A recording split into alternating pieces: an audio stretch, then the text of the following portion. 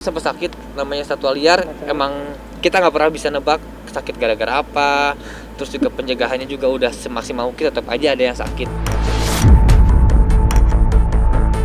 Kalau misalkan nggak ada izinnya yang dilindungi, saya jamin kurang dari 24 jam BKSDA gerebek ke rumah, pasti disita sih.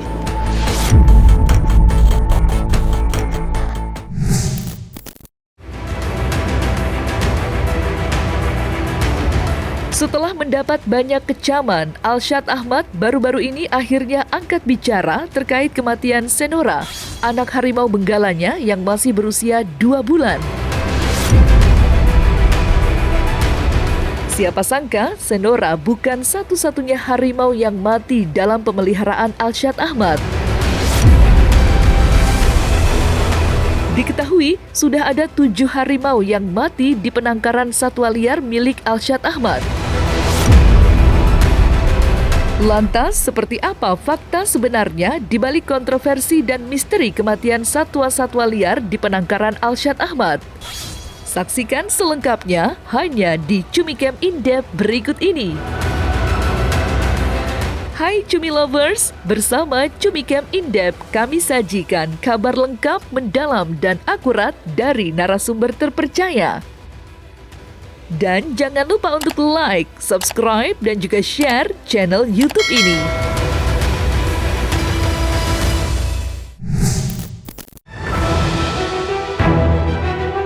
Nama Alshad Ahmad mendadak menuai kontroversi setelah mengumumkan kematian Senora, salah satu anak harimau benggala yang dipelihara di penangkarannya.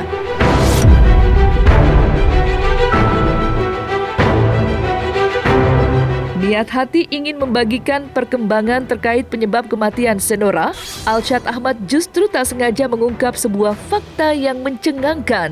Ia secara mengejutkan, sepupu Raffi Ahmad itu mengaku sekiranya sudah ada 7 ekor harimau yang mati dalam tanggung jawabnya.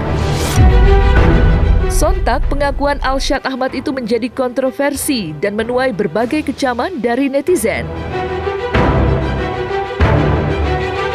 Tak sedikit yang menuding Alshad Ahmad telah mengeksploitasi satwa liar di penangkarannya sebagai budak konten di channel YouTube-nya demi meraih popularitas dan mendapat pundi-pundi rupiah.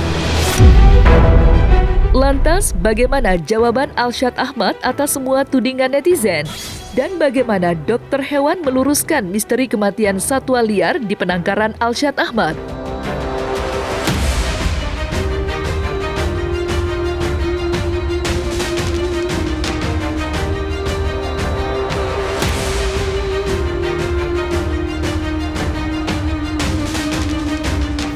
Guys, jadi update sementara hasil pemeriksaan Senora baru itu. Yang dari lab gue masih nunggu, katanya bisa sampai sebulan karena kan itu ngecek organ Senora ya. Banyak organ yang dicek di sana, katanya bisa sampai sebulan, lama banget. Dan gue harap perkiraan kalian itu salah ya. Semoga salah, karena itu kalau terjadi karena yang kalian kira, itu sangat-sangat buruk bagi gue karena gue merasa bersalah banget. Gue harap itu salah, bukan di situ akibatnya. Jadi doain aja yang terbaik, guys. Sempat sakit namanya satwa liar, emang kita nggak pernah bisa nebak sakit gara-gara apa. Terus juga pencegahannya juga udah semaksimal mungkin, tetap aja ada yang sakit. Faktornya banyak ya, faktornya banyak. Saya harus tahu dulu nih, terutama hasil otopsi. Setelah mati kita buka dulu, ketahuan tuh penyakitnya, pasti ketahuan. Tapi rata-rata kalau misal sampai baby ya, terutama baby ya, kalau mati sampai beruntun seperti itu, kita harus pertanyakan dulu apakah harimau itu divaksin. Divaksin, karena vaksin itu amat penting. Soalnya kalau dari riwayatnya yang mendadak sekali dan cepat sekali beruntun, saya condong ke arah virus. Kemungkinan harimau tersebut nggak divaksin ya, kemungkinan. Atau divaksin tapi aplikasinya nggak benar. Jadi saya harus tahu dulu. Guys, kita lagi diskusi nih sama ada dokter Irfan, ada dokter Fauzi, ada Abah juga. Jadi sementara kemungkinannya bukan virus ya, dok? Nah, kemungkinan besar bukan virus, tapi ada hal lain, ntar gue jelasin di YouTube. Jadi bukan virus, bukan bakteri juga, bukan. Pokoknya ntar gue jelasin lengkap di YouTube karena penjelasannya cukup panjang dan lengkapnya di YouTube ya guys ya. Yang saya dengar sih udah ada penyelidikan tentang itu kan, penyebab kematiannya, cuma saya belum tahu tuh hasilnya tuh. Kalau saya cuma cukup satu kata aja ya, ambil pengalamannya aja deh. Ambil pengalamannya, yang jelas gini, yang harus mereka pelajari adalah, yang harus mereka tahu ya, apa sih penyebab kematiannya? Pasti ada dong, dengan otopsi, dengan bukan otopsi ya, otopsi di manusia ya, dengan nekropsi, apa penyebab kematian si harimau-harimau itu. Dan saya nggak bisa ngejudge bahwa itu nggak vaksinasi nih, soalnya kan saya nggak tahu, gitu kan. Bisa aja mereka udah vaksinasi, dan bisa juga kan ada orang iseng, orang dalam yang sirik atau apa, kasih racun lah, bisa kayak gitu. Kematian anak harimau milik Alshad Ahmad kini masih menjadi kontroversi yang menuai beragam reaksi publik. Ia tidak hanya disoroti oleh netizen, baru-baru ini selebgram Awkarin pun memberikan sebuah sentilan kepada Alshad Ahmad di sosial medianya. Dalam postingannya, pemilik nama asli Karin Novilda itu mengungkapkan pendapatnya atas kontroversi kematian satwa liar di penangkaran Alshad Ahmad. Namun, bak tak terima disalahkan seutuhnya atas peristiwa tersebut. Alshad Ahmad secara terang-terangan memberi jawaban atas kecaman-kecaman negatif yang dilontarkan netizen. Lantas, seperti apa jawaban Alshad Ahmad atas kecaman yang disudutkan terhadap dirinya? Dan bagaimana pandangan psikolog melihat pembelaan yang dilakukan Alshad Ahmad? Benarkah itu semua dilakukan Alshad Ahmad demi mempertahankan citra positifnya di masyarakat?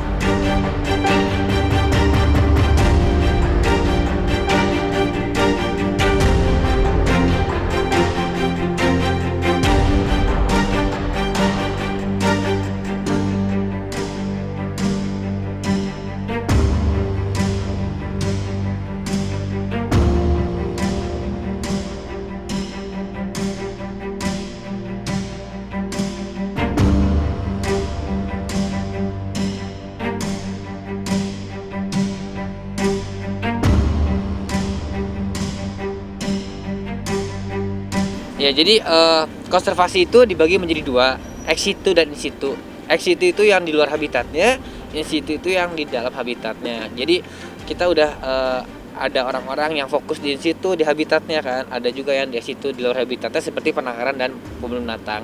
Nah, karena Indonesia ini kita mempunyai banyak banget keanekaragaman hayati yang kaya banget itu. Jadi kenapa nggak kita bantu aja Indonesia untuk melestarikan satuannya, sedangkan banyak orang di luar sana yang kurang teredukasi, yaitu berburu secara ilegal, membunuh, memelihara satwa liar secara ilegal, menjadi di alamnya berkurang, bahkan ada yang punah gitu. Nah, sekarang lewat YouTube atau media lain kita ngasih tahu beginilah caranya merawat satwa liar, dari mulai perolehannya, cara merawatnya, kandangnya dan lain-lain. Jadi orang-orang tahu, oh, satwa liar itu bisa pelihara asal izinnya ditempuh dengan baik dan benar gitu. Kalau misalkan nggak ada izinnya yang dilindungi, saya jamin kurang dari 24 jam BKSDA gerebek ke rumah, pasti disita sih. Gue juga setiap penanganan tuh atau aktivitas ini tuh gue selalu tanya di expert dulu sebelumnya, tanya dokter hewan. Jadi gue nggak semena-mena melakukan sesuatu tanpa didampingi atau konsul dulu sama yang paham guys. Paling susah kalau satwa liar sebenarnya nggak bisa ditebak. Paling susah dan bahaya harimau. Cuman karena mereka emang satwa liar, jadi kita nggak maksa untuk jinak. Jadi tetap ada nalurinya, mereka bisa mengekspresikan sifat alaminya. Jadi kita nggak paksain kamu harus jinak, harus gak gigit, harus aman gitu, nggak. Kita apa adanya aja secara alami gitu. Pada dasarnya seseorang pada saat dihadapkan oleh tekanan atau hal-hal yang membuat cemas, maka secara alamiah dia akan melakukan berbagai tindakan strategi psikologis untuk membuatnya nyaman. Satu bentuk pertahanan diri yang kita sebut mekanisme pertahanan diri atau defense mechanism, yang tujuan akhirnya adalah mempertahankan citra dirinya agar tetap positif. dan membuat nyaman dirinya. Gitu. Nah, berbagai macam cara dilakukan, terutama salah satunya adalah dengan melakukan tindakan sadar yang gunanya itu untuk mengalihkan rasa-rasa atau emosi-emosi negatif itu. Tujuan dari melakukan mekanisme pertahanan diri itu, tujuannya adalah tadi membuat dia nyaman, satu tetap mempertahankan citra positifnya dia kan, gitu. Supaya orang tetap mengenal dia sebagai figur yang baik, figur yang positif gitu ya. Bentuk mekanisme pertahanan diri ini sebenarnya secara tidak langsung bisa dikatakan sebagai cara seseorang untuk melarikan diri. Nah, inilah yang sebenarnya tidak tidak disarankan untuk dilakukan dalam jangka waktu lama. Untuk menolong diri kita merasa nyaman sesaat, silahkan boleh. Tapi jika diabaikan terus ya perasaan atau konflik atau apa yang jadi sumber masalah ini berlarut-larut, maka bisa dipastikan ini akan berikutnya menjadi sumber stres, baik bagi diri ataupun lingkungan sekitarnya. Maka diharapkan secepatnya untuk pada saat kita mengalami perasaan atau rasa cemas tersebut, atau kita sadar apa sih sumber masalahnya, maka hadapi lalu selesaikan gitu. Karena kembali lagi dengan kita bertanggung jawab atas apa yang kita lakukan, citra diri kita terbentuk positif, harga diri positif pun otomatis akan terbentuk. Terlepas dari kontroversi kematian 7 harimau peliharaannya, pada Maret 2023 lalu, Alshad Ahmad juga sempat menuai kontroversi yang cukup menghebohkan dunia maya. Ya, diketahui sepupu Raffi Ahmad itu diam-diam pernah melangsungkan pernikahan dengan seorang wanita bernama Nisa Ashifa yang tengah hamil 8 bulan. Ironisnya, itu semua pun terjadi bersamaan ketika Alshad Ahmad sudah menjalin hubungan asmara dengan penyanyi jebolan ajang pencarian bakat Tiara Andini. Bahkan ketika telah bercerai dengan Nisa Ashifa, hubungan asmara Alshad Ahmad dan Tiara Andini pun masih berlanjut. Lantas, seperti apa fakta dari kontroversi yang pernah dituai Alshad Ahmad beberapa waktu lalu? Dan bagaimana tanggapan Raffi Ahmad hingga orang-orang terdekat lainnya atas segenap isu yang menimpa Alshad Ahmad?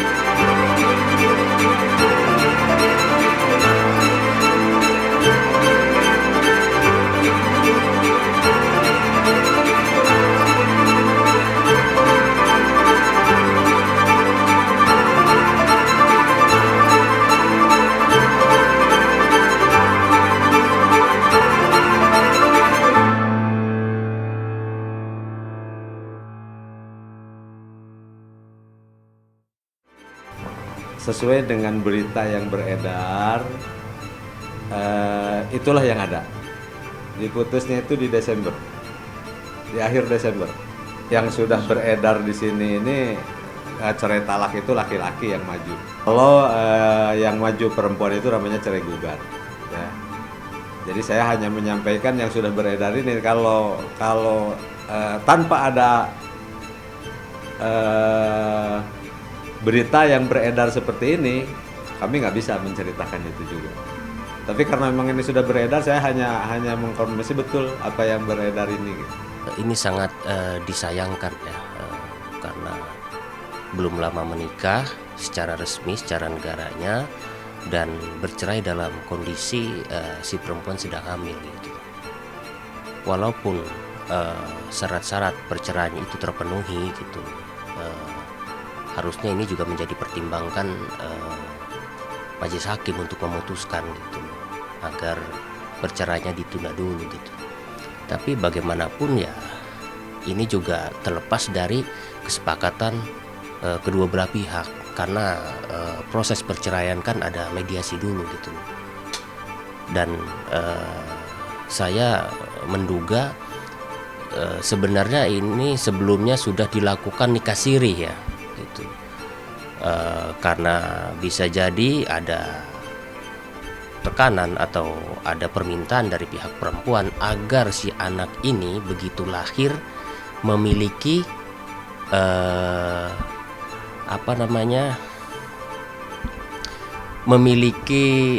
catatan yang jelas di mata hukum seperti itu.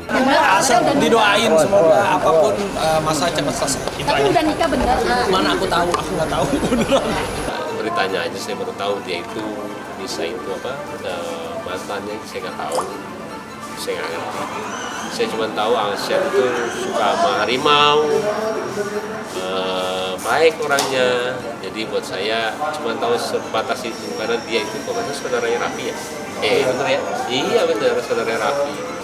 Kalau kita kan emang sering ketemu dulu, kemarin juga pernah ketemu main ke Bandung, saya main ke rumahnya, ke orang tuanya. Baik kok, baik. Tapi saya yakin semua orang juga baik ya. Bahkan saya nggak tahu Nisa juga orang baik. Tiara orang baik, semua orang baik. Jadi ketika ada masalah ini saya lumayan agak kaget sih. Ya dunia makin gila ya. Ini sebenarnya buat masyarakat pembelajaran. Apa yang kalian lihat itu ya tidak murni seperti apa yang kalian pikirkan. Di belakang itu banyak sekali cerita. Jangan kita itu termakan oleh pikiran kita sendiri ketika melihat public figure. Karena dunia entertain itu banyak sekali ceritanya. Kita ambil baiknya saja. Yang buruknya sudahlah, jangan digibahkan juga terlalu jauh. Karena akhirnya tidak ada baiknya buat kita. Apalagi kalau kita sampai memaki-maki atau menghinakan atau menghakimi orang lain. Gue pikir bisa kena masalah nanti. Di tengah kontroversi pernikahan dan perceraiannya dengan Nisa Ashifa, Alsyad Ahmad juga diduga pernah kabur dari permasalahannya. Ia alih-alih mengklarifikasi isu miring yang menimpanya, saat itu setelah pulang dari Jepang, Alsyad Ahmad justru kembali terciduk berlibur ke Afrika dan malah bersenggama dengan satwa-satwa liar di sana. Bahkan momen tersebut pun dengan gamblang ia unggah di sosial media milik pribadinya. Merasa geram melihat hal tersebut, banyak netizen berbondong-bondong menggeruduk Instagram Alsyad Ahmad. Lantas, bagaimana pandangan pakar sosial media melihat kontroversi Alsyad Ahmad? Benarkah ada kecenderungan Alsyad Ahmad sengaja melakukan hal tersebut demi eksistensi dirinya?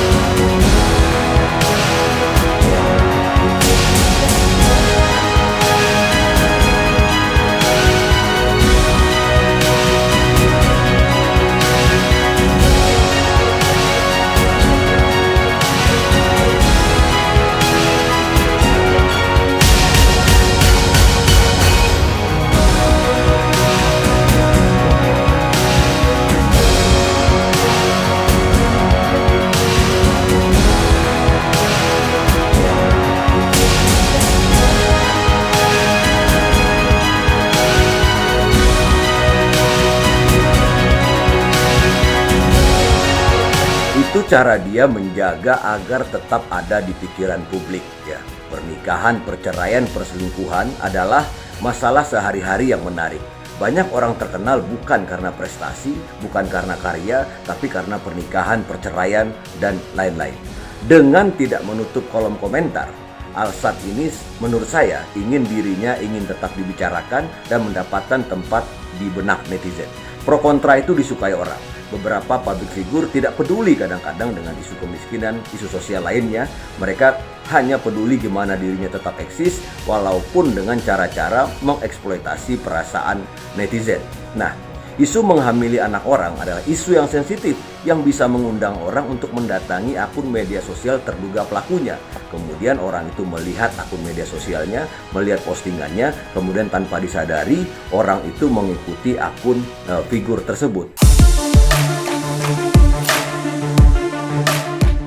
Nah, selesai sudah Cumi Lovers bersama Cumi Camp In-Depth. Kabar lengkap, mendalam, dan akurat dari narasumber terpercaya. Dan jangan lupa untuk like, subscribe, dan juga share channel YouTube Cumi Cumi.